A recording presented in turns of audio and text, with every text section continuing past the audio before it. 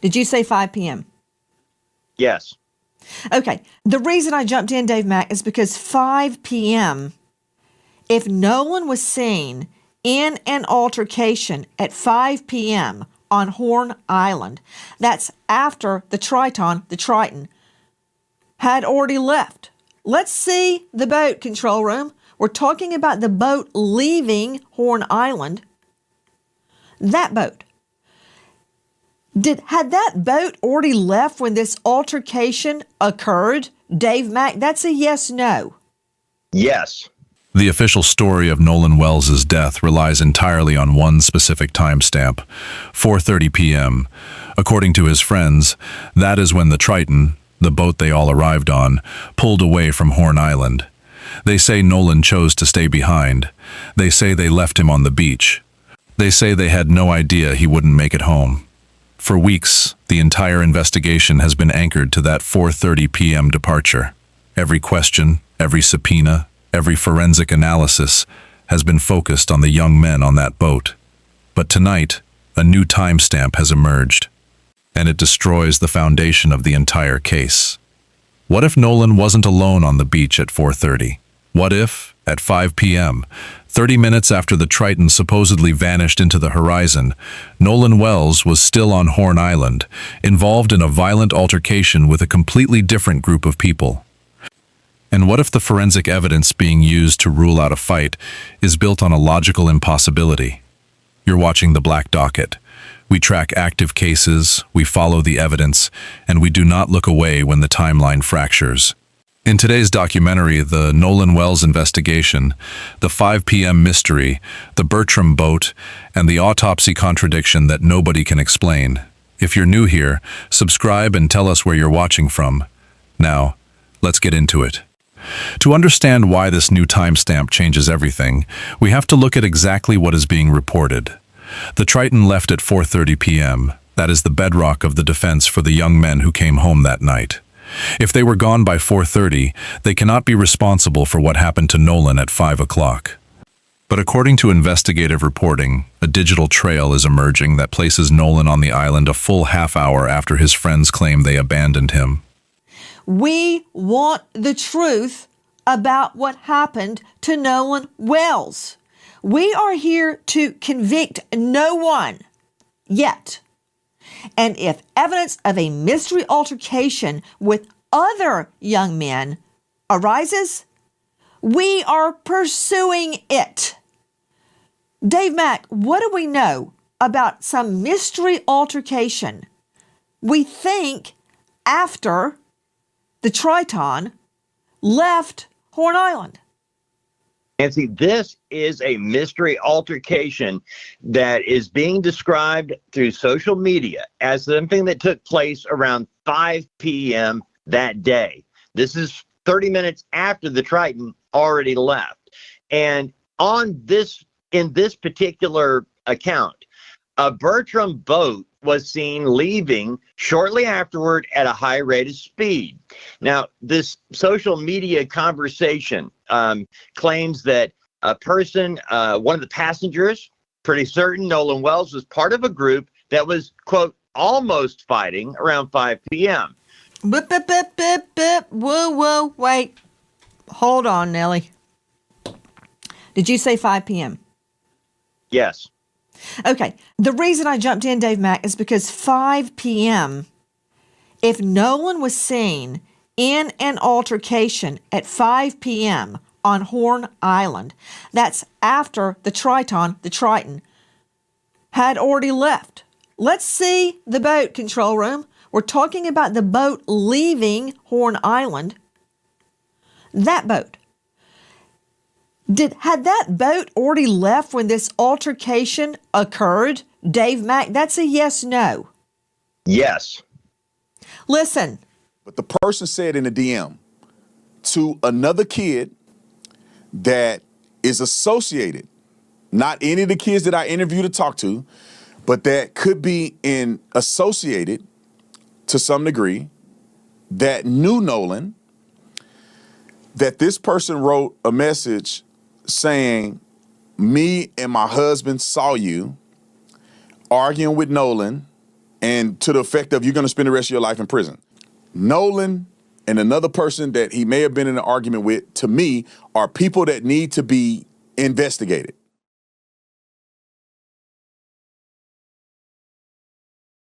Let's break down what we just heard. A direct message sent from one person to another associated with the island that day. The message claims the recipient was seen arguing with Nolan Wells around 5 p.m. It explicitly threatens them with prison. If this message is authentic, and law enforcement is currently treating it as a credible lead, it means one of two things.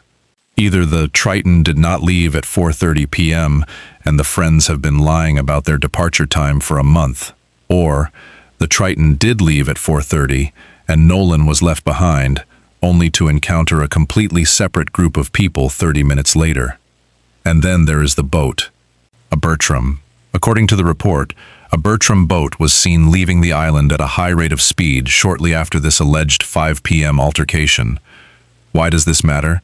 Because from day one, the lens of this investigation has been narrowed exclusively to the Triton. The GPS data, the CETO call, the witness interviews, all of it has been focused on Warren, Wyatt, and Traston.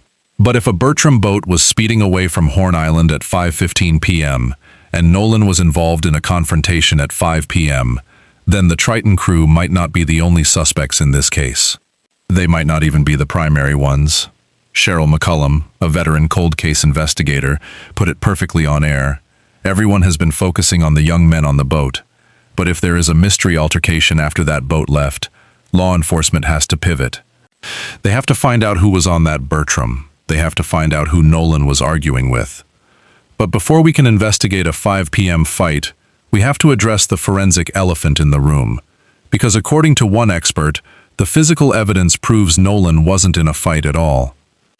Except the way they proved it doesn't make any sense. When the news of a potential 5 p.m. altercation broke, the immediate counter-argument from the defense was simple. Look at the autopsy. Joe Scott Morgan, a forensic professor with over 10,000 death scenes under his belt, was brought on to analyze the independent autopsy performed in Washington, D.C. His conclusion? Nolan Wells was not in a fistfight. His reasoning was based on what he called negative findings. The independent pathologist found no abrasions on Nolan's knuckles, no scuffing, no defensive wounds on his forearms. If an 18-year-old college football player gets into a physical altercation, Morgan argued, he is going to throw a punch, and he is going to scrape his hands. The absence of those scrapes means the absence of a fight. It sounds incredibly authoritative. It sounds like hard science. Take it until you listen to how the same it's expert worth. handled the red Try mark to on the get back of truth Nolan's head. Out of what we're hearing, okay? Listen. Nolan and another person that he may have been in an argument with, to me, are people that need to be investigated. With that, I agree with Tatum.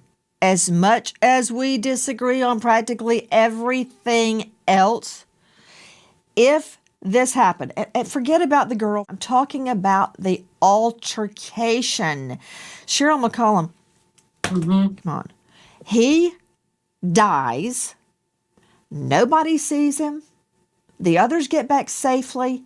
Now we're hearing about an altercation afterwards. And I'm not ruling out that he was on that boat when they left. But now I'm hearing about an altercation. When you can't tell the truth of what's happening, look at who was angry. Look if there was an altercation. I don't know what happened, but when I hear altercation after the Triton left, I've got to go there. You got to look at it. You absolutely cannot ignore it. But one thing we already know from the second autopsy, they would have mentioned if he had any type of injury to his knuckles, if he had been in a fight. We didn't hear anything about abrasions or bruising or any type of injury that would be indicative of somebody that is a college football player fighting somebody. Okay, now I have just told everybody that you're a forensic expert. It's starting to taste like a dirt sandwich. Because, okay, I'm going to let you sit in the corner and think about what you just said. Joe Scott Morgan is joining me, professor of forensics, Jacksonville State University, author of Blood Beneath My Feet on Amazon, star of a hit series, Body Bags with Joseph Scott Morgan. He is a death investigator with over 10,000 death scenes under his belt, deaths of all genre. Joe Scott Morgan, let's refresh Cheryl McCollum's recollection. That's what you say in court when obviously the witness is gone off the rails. Your Honor, pause, Your Honor, objection.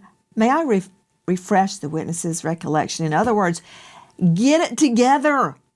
Don't you remember what we just talked about before you got on the stand and you give them a piece of paper and go, can we see that, the drawings on the autopsy control room? Joe Scott, there's a big, thank you. There's a big honking mark, subcutaneous, deep reddening tissue on his occipital. If I hit somebody in the back of the head, it'd be right there. We don't know what that is. No, we don't. But to Cheryl's point, she's accurate. And here's why. Because in forensics, it's not just about positive findings. It's also about negative findings, those things that we are absent. So in that report, as she had mentioned, there was no indication that there was any kind of contusions on the hand, the arm, no kind of defensive event like a parry with a forearm, scuffing of the knuckles, that sort of thing. This forensic pathologist that did the second assessment didn't see any evidence of that. And so that's the first place I'm going to go to, aside from not having the actual primary autopsy report that has not been released yet. But you've got an individual that has, in fact, been retained by the family that's making this assessment. And it's a pretty damn thorough assessment, as a matter of fact, based upon many of them that I've read over the years. You don't see any kind of insults to the arms, the hands, anything like this. The one thing about that thing in the back, this focal area that they're talking about is, and I come back to this all the time, Nancy, is that his body, Nolan's body, is in such a state of decomposition to this point that he cannot make a definitive assessment on that area. And he did a multi-layered dissection, which, by the way, according to him, had not been done by the state medical examiner's office in Mississippi. He just went about it a different way. And as a matter of fact, if you like that one, I got another one. The examination that this physician in D.C. did on Nolan's remains ranks right up there with the most thorough, hear me talking, the most thorough dissection that you can possibly do on human remains. It's the same one that we do on bodies that have died, individuals that have died that have been incarcerated, in custody deaths. You know what all that means: in the back of a cruiser, in a holding cell, in a prison. Those autopsies rank right up there with the most thorough that we can go. It's a very deep dive that they did on his body. Joe Scott, you are stating that due to the level of decomposition in Nolan Wells's body, that you can't really figure out why his occipital bone area had deep reddening, and that was seen nowhere else in the body. That's because of decomposition. Isn't that true? Well, it's true in the sense that that's what Didn't the you just say said. that? I'm repeating what the physician said in his autopsy report. I didn't do the examination. So then that would be a yes. So at that level of decomp that you're claiming could obscure the nature of the deep reddening on his occipital area, but yet on the other side of your mouth, you're claiming that even with this intense decomposition, you didn't see evidence of any reddening on his knuckles or any indication of a fight. So you want it two ways. You want to say, decomp, can't tell what that was on the back of his head, but even though he's highly decomposed, I can tell you, he didn't have any reddening on his knuckles. Really? No. Because I see a problem with that. Okay, you've skinned your knee before, right? Okay. If you have an abrasion, that's completely different than a contusion. That means you have scraping and the tearing away of the skin. That's something that's very obvious. And guess what? I've been in enough fist fights in my life that I know what scraping. Right, I know, and you're misstating that because it's not a matter of reddening. When we look at hands, we also look at contact points where people are being abraded as a result of scuffing their hands. That's different than a color discoloration. We're talking about the top layer, the epidermis down to the dermis, is being scraped away. He doesn't see any evidence of that in his I'm not autopsy talking about a report. scrape. I'm talking about if he had, for instance, reddening from a welt, the beginnings of a bruise. With that level of decomp, you're telling me you could still make that out? Listen to the logic trap that was just laid out on national television. When asked about the focal area of deep reddening on the back of Nolan's skull, a mark that could indicate blunt force trauma, the forensic expert stated that due to the intense level of decomposition, a definitive assessment of that specific area could not be made. The tissue was too far gone to know if it was trauma or just natural post-mortem changes. Fair enough.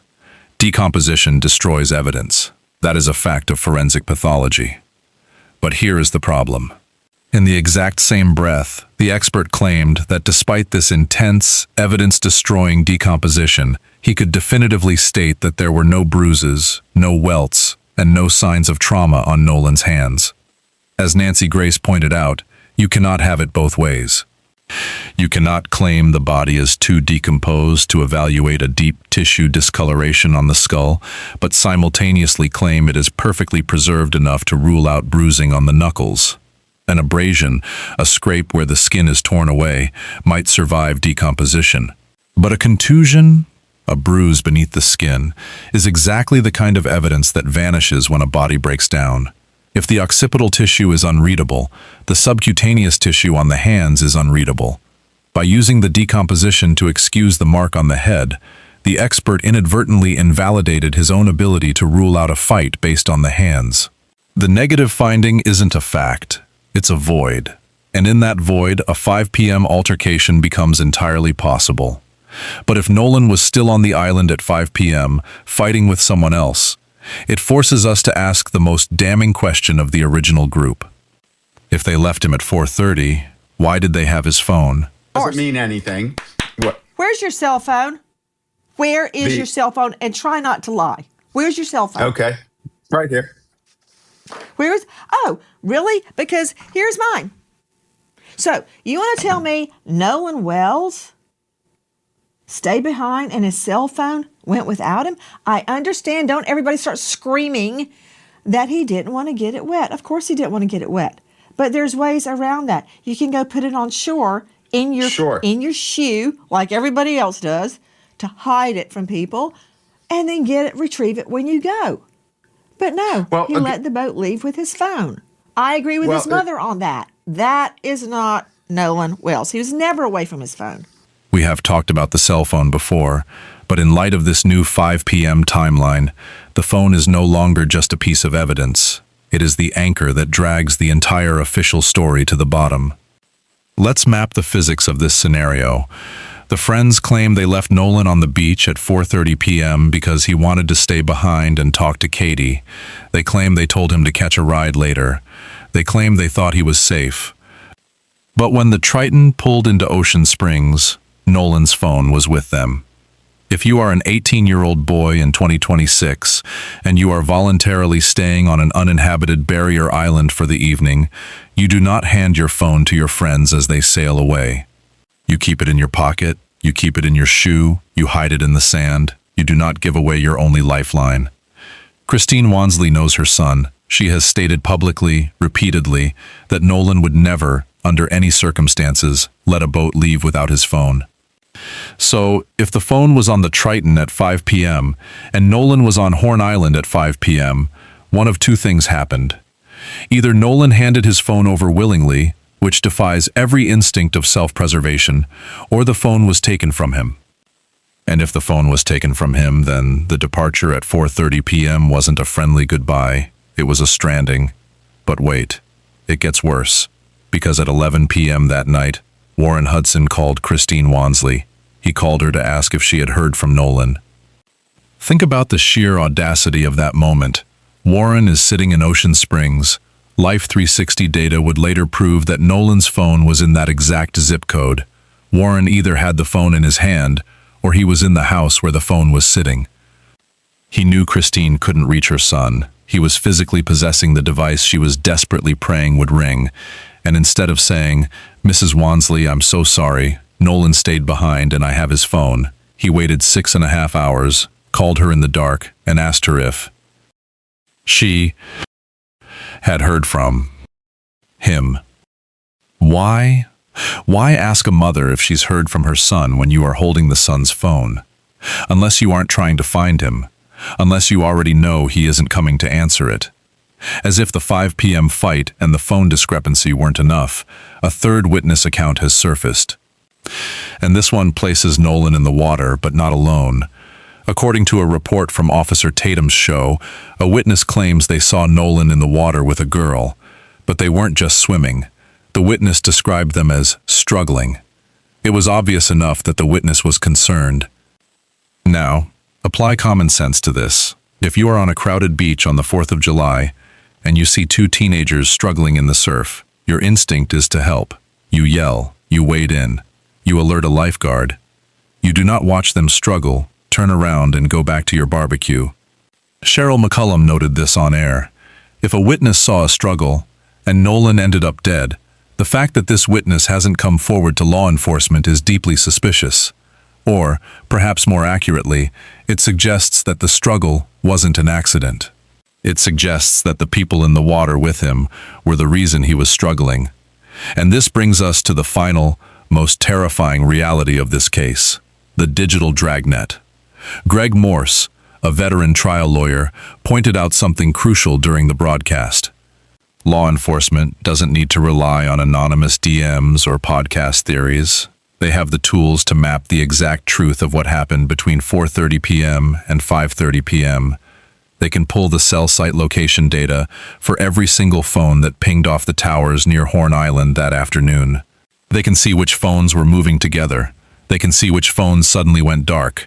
They can see which phones traveled from the island back to the mainland and which phones stayed behind. They can subpoena the GPS data from the Bertram boat. They can cross-reference the CETO call with the Life 360 pings. The technology exists to create a perfect, undeniable kaleidoscope of the truth. Every picture taken, every text sent, every step taken on that sand is recorded in the cloud. So why, a month later, is the public still relying on leaked DMs and television panels to piece together the timeline? Because the truth is dangerous. If the data shows that the Triton didn't leave at 4:30, the friends are exposed. If the data shows a Bertram boat speeding away at 5:15, a new set of suspects is born.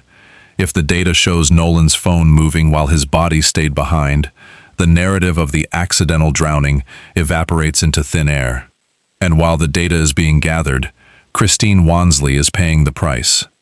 Investigative journalist Susan Hendricks reported that Christine, a home healthcare nurse, is now facing anonymous calls demanding she be investigated. People are calling her employer. People are threatening her. She is mourning her son, and she is being punished for asking questions. It is the exact same playbook used against Mamie Till. Harass the mother, discredit the family, bury the truth under a mountain of noise until the public gets bored and moves on. Here is where the black docket draws the line. We do not know who Nolan was arguing with at 5 p.m. We do not know who was on the Bertram boat. We do not know if the witness who saw the struggle in the water will ever come forward. What we do know is this: the timeline is broken, the forensic logic is flawed, the phone was taken, and the mother is being silenced. A 5 p.m. altercation means Nolan was alive 30 minutes after his friends claim they left him. It means the Triton crew either lied about their departure or they left him in the hands of someone else. The $125,000 reward is still sitting there. The tip line, 228-769-3063, is still open. The grand jury is still waiting. But the clock is ticking. Every day that passes, digital data degrades. Witnesses forget. Memories fade. The system relies on that decay. It relies on the public getting tired of the mystery. We are not tired. Whether Nolan Wells drowned by accident, whether he was left behind to face a 5 p.m. fight, or whether his life was taken by 30 people on 3 boats, His mother deserves the truth. All of it. Unsealed, unredacted, and undeniable. Until then, the cameras keep rolling, the subpoenas keep flying, and the water keeps its secrets. Subscribe to the Black Docket. Turn on notifications. Leave a comment below. Do you think the 5 p.m. altercation involves the Triton crew or a completely separate group on the Bertram boat? Because Nolan's family is still waiting, and the least we can do is keep paying attention.